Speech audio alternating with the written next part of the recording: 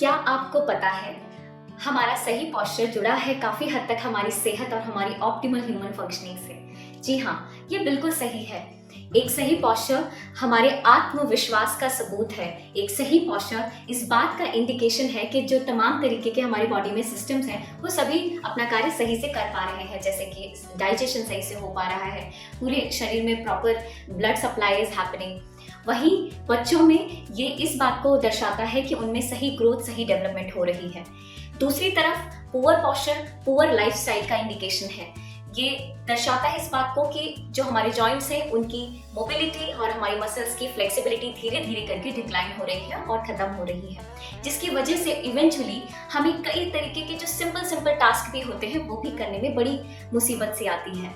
तो आज की इस वीडियो के माध्यम से हम जानेंगे एक बहुत ही कॉमन पोस्चर प्रॉब्लम की जो कि हमारी स्पाइन से जुड़ा है, और जानेंगे उसके कई कारणों की और कैसे उसको हम ट्रीट कर सकते हैं, उसके प्रिवेंशन के लिए हम क्या क्या प्रैक्टिसेस कर सकते हैं।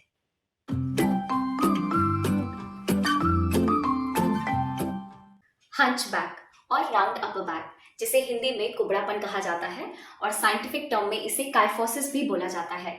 ये हमारी स्पाइन के ऊपरी भाग में होता है, जिसके अंदर एक हमारे गर्दन और हमारे कंधे आगे की ओर झुकने लग जाते हैं और एक एक्सेसिव आउटवर्ड कर्वेचर हमारी स्पाइन में आने लग जाता है। इसको बेहतर समझने के लिए हम इसको सही पोस्चर के साथ कंपेयर करते हैं। सही पोस्चर में हमारे शोल्डर्स नाइसली रोल्ड बैक रहते हैं, चेस्ट स्लाइटली लिफ्टेड रहता है और हमारे कंधे और हमारे कान एक लाइन में रहते हैं। जबकि रॉन्ग पोस्चर में हमारे कंधे आगे की ओर झुकने लग जाते हैं और हमारा चेस्ट ड्रॉप करने लग जाता है, कोलैप्स होने लग जाता है और पीछे से देखने पर एक उभार सा नजर आता है हमारे अपर बैक में। तो यह प्रॉब्लम उन लोगों में ज्यादा पाई जा रही है जिनकी डेस्क जॉब्स होती हैं। The constant habit of working leaning forward causes stiffness in the neck and shoulders. लगातार कमर, गर्दन, पीठ झुकाकर बैठने से, लगातार फोन की स्क्रीन पर गर्दन को झुकाकर देखने से हमारी नेक और हमारी स्पाइन पे बहुत ज्यादा स्ट्रेन पड़ता है और कभी कभी तो बहुत ही ज्यादा पेन उठता है हमारी गर्दन में और हमारे अपर बैक में। यही नहीं, यह प्रॉब्लम बच्चों में भी आजकल ज्यादा पाई जा रही है। जैसा कि हम जानते हैं कि बीते कुछ दिनों में बहुत ज्यादा यूज बढ़ चुका है बच्चों में फोन का, लैपटॉप्स का, कंप्यूटर्स का, जिसकी वजह से बच्चे आजकल टीवी से ज्यादा फोन की स्क्रीन को देखना पसंद करते हैं। तो ये प्रॉब्लम उन लोगों में भी पाई जा रही है। आप में से कई लोगों को जानकर आश्चर्य होगा कि फुटवेयर भी कारण हो सकते हैं पोस्चरल इश्यूज होने का। जी हाँ, ये बिल्कुल सही है। कैसे? आपने नोटिस किया होगा कि हमारे पैरों में एक नेचुरल आर्च होता है, एक नेचुरल बेस ऑफ सपोर्ट है, जिसकी वजह से हमारे पूरे शरीर का भार इवनली डिस्ट्रीब्यूटेड रहता है दोनों पैरों पर। अगर हम ऐसे शूज पहनते हैं, ऐसे sandals, specially the high heels पहनते हैं जो कि हमारे नेचुरल आर्च को सपोर्ट ही नहीं कर पाते, तो इसकी वजह से हमारे पैरों की स्ट्रेंथ एंड फ्लेक्सिबिलिटी धीरे धीरे कम होने लग जाती है और हमारे पैर, जैसा कि हम जानते हैं, हमारा बेस ऑफ सपोर्ट है, हमारा फाउंडेशन। अगर वो ही मजबूत नहीं रहेंगे तो हमारी बिल्डिंग यानी कि स्पाइन कैसे मजबूत रहेगी। तो इस चीज का प्रभाव हमारी स्पाइन पे भी पड़ता है। Insufficient exercise is one of the very common reason for such postural issues. जी हाँ, ये बिल्कुल सही है क्योंकि मसल का काम है मूवमेंट। अगर हम डेली एक्सरसाइज करते हैं तो हमारी बॉडी को प्रॉपर स्ट्रेच एंड स्ट्रेंथ मिलती रहती है, जिसकी वजह से हमारी मांसपेशियां सपल बनती हैं, मजबूत होती हैं और उनकी फ्लेक्सिबिलिटी इंप्रूव होती है। वहीं अगर हम इनफ मूवमेंट नहीं करते हैं, एक्सरसाइज नहीं करते हैं, तो हमारी मांसपेशियां धीरे धीरे करके कमजोर पड़ती हैं, स्टिफ होती रहती हैं और ऐसे पोस्चरल इश्यूज होने के चांसेस और भी ज्यादा बढ़ जाते हैं हमारी लाइफस्टाइल की वजह से। तो आइए आज की वीडियो में हम जानेंगे कुछ ऐसी सिंपल प्रैक्टिसेस की जो कि आप आसानी से कर सकते हैं। इनमें से कुछ प्रैक्टिसेस तो ऐसी भी होंगी जो कि आप ऑफिस में अगर बैठे हैं तो खाली समय में थोड़ा सा समय निकाल करके आप इन्हें कर सकते हैं। तो आइए बिना देरी किए देखते हैं। Cat and cow stretch. घुटनों के बल मैट पर आ जाएंगे और दोनों हथेलियों को कंधों की लाइन में ही रखेंगे। अब इनहेल करते हुए ऊपर की ओर देखेंगे और अपने एब्डोमेन को नीचे की ओर जाने देंगे। Keep your chest wide open and elbow will be straight during this practice. फिर एक्सेल करते हुए अपने सर को नीचे लाकर थाइस की ओर देखेंगे, अपनी पीठ का राउंड बनाएंगे।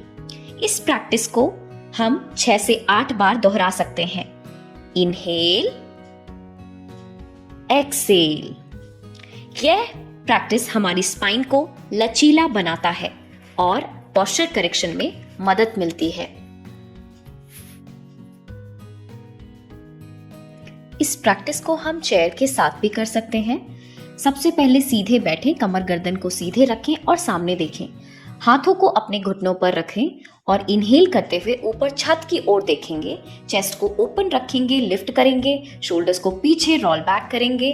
फिर एक्सेल करते हुए नीचे देखेंगे और चेस्ट को इन करेंगे और पीछे से स्पाइन को राउंड करेंगे। इस प्रैक्टिस को हम रिपीट कर सकते हैं 6 से 8 बार इसी प्रकार। Inhale, exhale, inhale, Excel.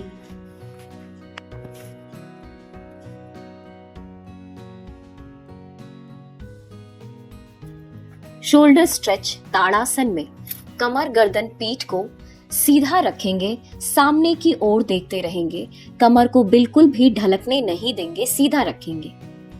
फिर धीरे से दोनों हाथों को पीछे की ओर स्ट्रेच करेंगे। दोनों हाथों की उंगलियों को इंटरलॉक करने की कोशिश करेंगे। अगर उंगलियां इंटरलॉक ना कर पाए तो भी दोनों हाथों को तान के रखें, उंगलियों को स्ट्रेच करके रखें। हाथ को बिल्कुल ढीला नहीं छोड़ेंगे, तानेंगे, सीधा रखेंगे। फिर धीरे से कुछ समय होल्ड करके वापस आ जाएंगे और इस प्रैक्टिस को हम 3 से 5 बार रिपीट कर सकते हैं। शोल्डर स्ट्रेच करेंगे चेयर के साथ। सबसे पहले चेयर पे बैठ जाएं, सामने की ओर देखेंगे, कमर गर्दन को बिल्कुल सीधा रखेंगे, अपनी कमर को, अपनी स्पाइन को बिल्कुल भी ढलकने नहीं देंगे, लिफ्टेड रखेंगे। फिर धीरे से बिना कुछ चेंज किए दोनों हाथों को पीछे ले जाएंगे स्ट्रेच करते हुए। इंटरलॉक करने की कोशिश करेंगे उंगलियों को। अगर इंटरलॉक ना भी कर पाए तो इनिशियली केवल अपने दोनों हाथों को पीछे रखें और स्ट्रेच करते रहें, तानते रहें। इस प्रैक्टिस को आप कुछ सेकंड्स के लिए होल्ड करें, जैसे 3 सेकंड के लिए, 5 सेकंड के लिए होल्ड कर सकते हैं, उसके बाद रिलीज करेंगे और फिर से इसे दोहरा सकते हैं। इस श्रृंखला में आगे बढ़ते हुए हम एक और स्ट्रेचिंग सीखेंगे अपर स्पाइन के और शोल्डर के लिए। अपना राइट हैंड ऊपर स्ट्रेच करेंगे, राइट एल्बो को बेंड करके पाम को दोनों शोल्डर ब्लेड के बीच में रख देंगे। फिर धीरे से अपना लेफ्ट पाम से अपने राइट एल्बो पकड़ेंगे और राइट अपर आर्म को अच्छे से लेंथन करेंगे, लंबा करेंगे और नाइसली स्ट्रेच करेंगे अपने अपर स्पाइन में। हम यहाँ पे महसूस कर पाएंगे कि हमारा जो चेस्ट है और अपर स्पाइन वाला जो पोर्शन है वो बहुत ही अच्छे से खुलता है, ओपन अप होता है। ये बहुत ही अच्छा है हमारी अपर रीजन ऑफ द स्पाइन की स्टिफनेस को दूर करने के लिए। इस प्रैक्टिस को हम रिपीट कर सकते हैं दूसरी तरफ भी। कुछ देर होल्ड करेंगे और वापस आ जाएंगे। भुजंग आसना, पेट के बल मैट पर लेट जाएंगे, पैरों को सीधा रखेंगे, टोस को बिल्कुल पॉइंटेड रखेंगे। फिर धीरे से दोनों हथेलियों को अपने चेस्ट के बगल में रखेंगे या फिर चेस्ट से थोड़ा सा नीचे भी रख सकते हैं। फिर इनहेल करते हुए चिन, चेस्ट, हेड को उठाएंगे और होल्ड करेंगे। याद रखें, इस दौरान कंधों को रोल्ड बैक रखेंगे, चेस्ट को ओपन रखेंगे और नेक को स्क्वीज नहीं करेंगे, दबाएंगे नहीं। इस प्रैक्टिस को 5 सेकंड के लिए कम से कम होल्ड करें, फिर धीरे से एक्सेल करते हुए वापस आ जाएं। इसे हम दोहरा भी सकते हैं कुछ 4 से 5 बार। भुजंगासन मजबूत करता है हमारी स्पाइन को, मांसपेशियों को। बैकवर्ड स्ट्रेच कंधों को, स्पाइन को की स्टिफनेस को दूर करता है, जिससे पोस्चर करेक्शन में मदद मिलती है। हम आशा कर रहे हैं कि आपको ये सारी प्रैक्टिसेस समझ में आई होंगी और आप इन्हें जरूर प्रैक्टिस करेंगे। अगर इनमें से कोई भी प्रैक्टिस ऐसी है जो आपको नहीं समझ में आई तो आप कमेंट बॉक्स में जरूर लिखकर बताएंगे। इस वीडियो को एंड करने के लिए मैं आपसे एक नोट शेयर करना चाहूंगी, जो कि है source of all body pain lies in the bad posture, जिसका मतलब है कि शरीर में जितने भी पेन है, जितने भी पेन आपको फील होते हैं, वो कहीं ना कहीं हमारे बैड पोस्चर से जुड़े हुए हैं। चाहे वो नी पेन हो, एंकल पेन हो, बैक पेन हो, नेक पेन हो, किसी भी तरीके के ये जो पेन है बॉडी में, वो कहीं ना कहीं बैड पोस्चर से जुड़े हुए हैं।